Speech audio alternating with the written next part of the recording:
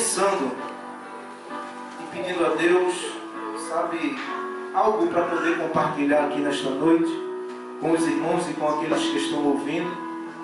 E eu me deparei com esse salmo. E esse salmo, segundo os estudiosos, dizem que esse salmo ele foi composto pelo rei Ezequias. Porque através desse salmo ele dá um testemunho daquilo que aconteceu na vida dele, do que ele passou, da provação que ele teve que passar, porque grande foi a luta, né, e o desespero que o rei Ezequias viveu aqui nessa terra. E isso não é apenas uma história, é fato. Isso verdadeiramente aconteceu. Embora muitos duvidem, quando nós falamos de toda essa história que a Bíblia relata, há muitos que pensam, como eu já ouvi até pessoas me dizer, quando eu tenho a oportunidade de evangelizar alguém abre a boca e fala para mim, muitas vezes, achando que tem tanta propriedade diante do que está falando, achando que tem convicção da afirmação que está fazendo, e muitas vezes diz, não, mas a Bíblia é um livro escrito pelos homens. E eu, mas sempre nós temos que agir com humildade. Jamais poderemos ser tão ignorantes como essas pessoas que fazem essas declarações. Porque as pessoas que fazem essas declarações, dizendo que a palavra de Deus, esta palavra que aqui está, que foi escrita por homens comuns, eles nunca tiveram uma experiência com Deus. Mas se eu estou aqui, se cada um de nós, cada um de vocês que estão aqui, é porque um dia teve experiência, não só com a palavra, mas com aquele que é autor e consumador de todas as coisas. Aleluia. E quando lemos essas histórias que a Bíblia relata, logo Deus, através do seu Espírito Santo, promove dentro do nosso coração a convicção de que isso não é apenas uma história, mas é um relato de algo que foi contundente, de algo que foi, né, verdadeiro, de algo que aconteceu. Glória a Deus. Agora eu acho interessante, sabe o que, irmãos? É que você vai numa livraria, né, qualquer livraria dessa aí, tem tantos autores aí que compõem os seus livros, contam as suas histórias, e tem pessoas que leem e vivem as suas vidas baseado naquela história que ali aquele livro relata, livros de autoajuda, livros, né, de tantos os temas. E essas pessoas leem aqueles livros e fazem daquelas histórias o seu caminho, a sua história de vida, baseado naquilo ali. Mas quando vem para a palavra de Deus, muitas vezes questionam. E na maioria das vezes nós temos que ter a humildade de poder explicar para eles. Porque muitas vezes, irmãos, é a oportunidade que Deus está nos dando de fazer com que aquela pessoa tenha a oportunidade de ouvir e aprender sobre a palavra dele. Uma vez eu vi um irmão, rapidinho, irmãos, eu senti de compartilhar isso, mas a gente vai voltar para aqui, para a mensagem, certo?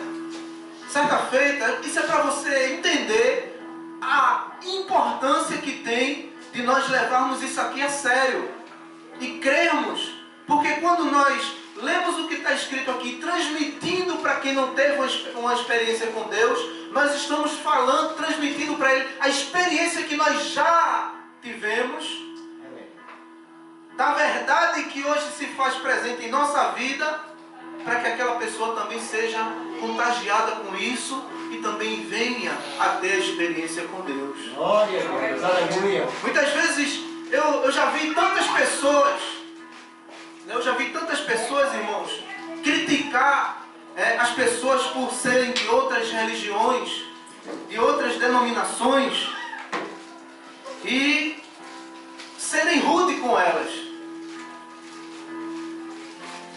E uma vez eu me deparei, eu sentado na mesa de um restaurante, com algumas pessoas com quem eu trabalho, e ali começaram a falar sobre morte.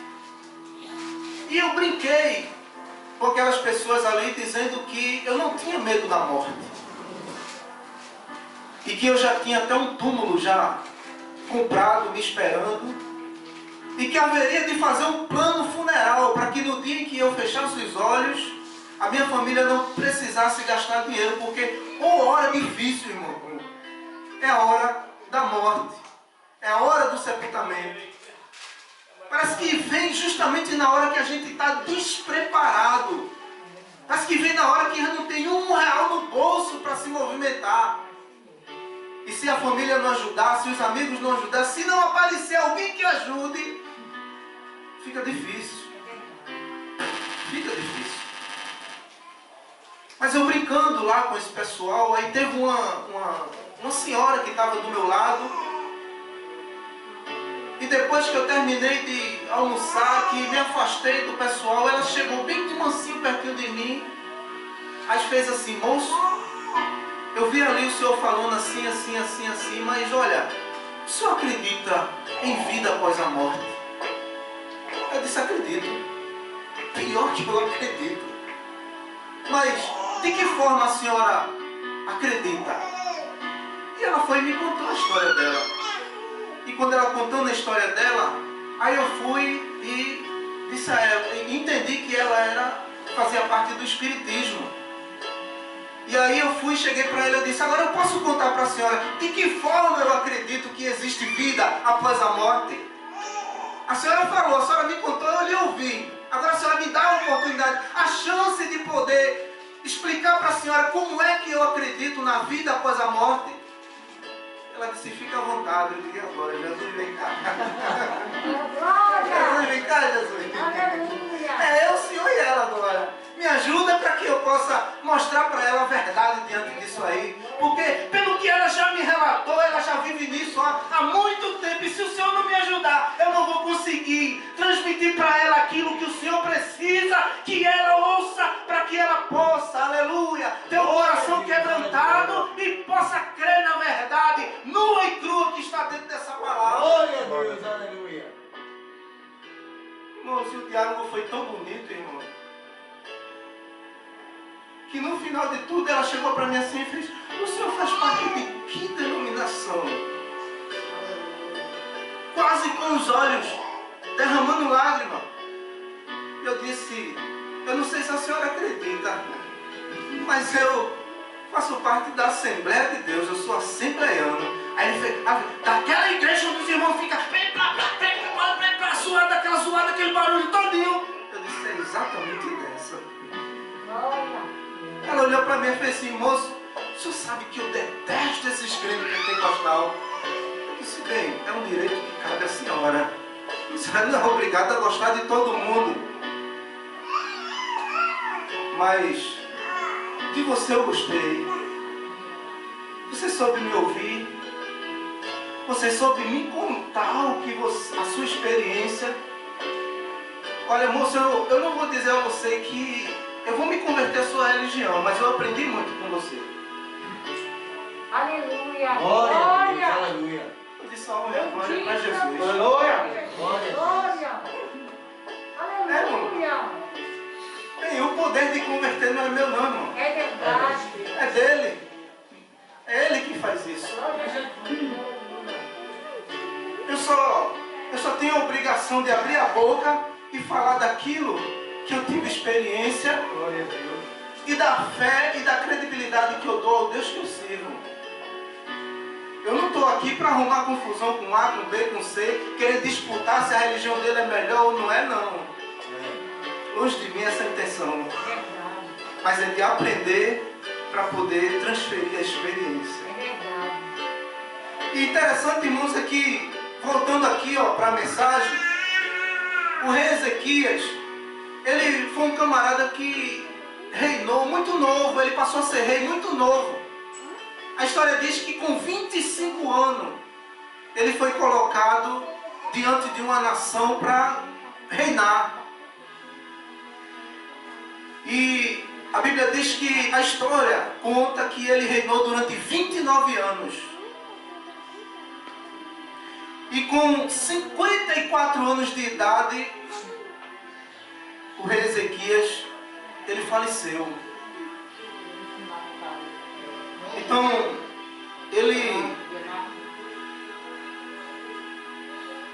diz a história que ele reinou por 14 anos, se eu não me engano.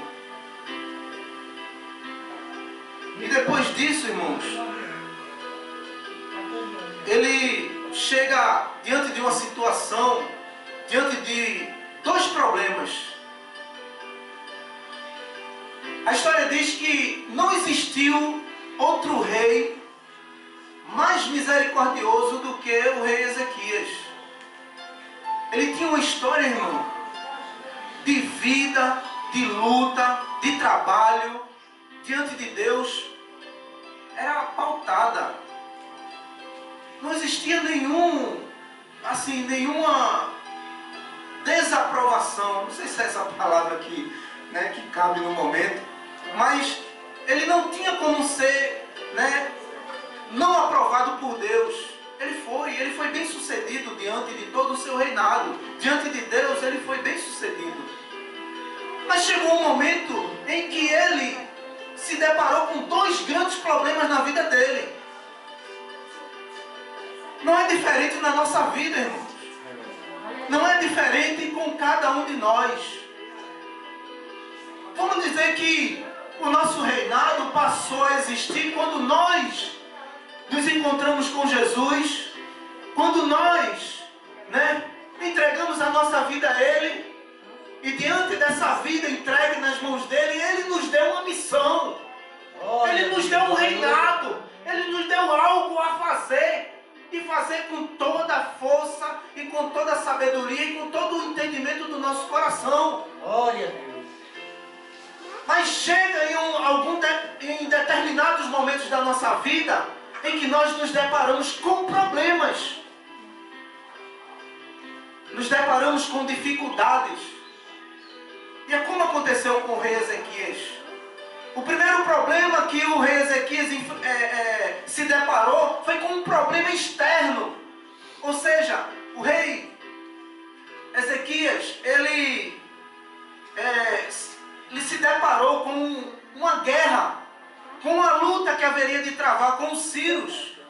Irmãos, se houvesse a possibilidade de falar um pouco sobre os sírios, ou quem já estudou sabe muito bem da força que esse povo tinha. O rei Ezequias, irmão, nem que ele quisesse, ele teria condições ou ganharia uma batalha contra os sírios, irmãos. Não haveria chance. E o rei Ezequias, com todo o seu exército, ou com os homens que ele tinha, lutar contra os sírios, porque aqueles homens, eles tinham, sabe, força, eles tinham estratégia, eles eram homens preparados para matar. E na história, irmãos, os sírios, eles quando chegaram diante de Jerusalém para atacar o reinado do rei Ezequias, o que acontece, irmãos? Eles chegaram a dizer que a situação do rei Ezequias era tão crítica que não haveria Deus que o livrasse da morte, que o livrasse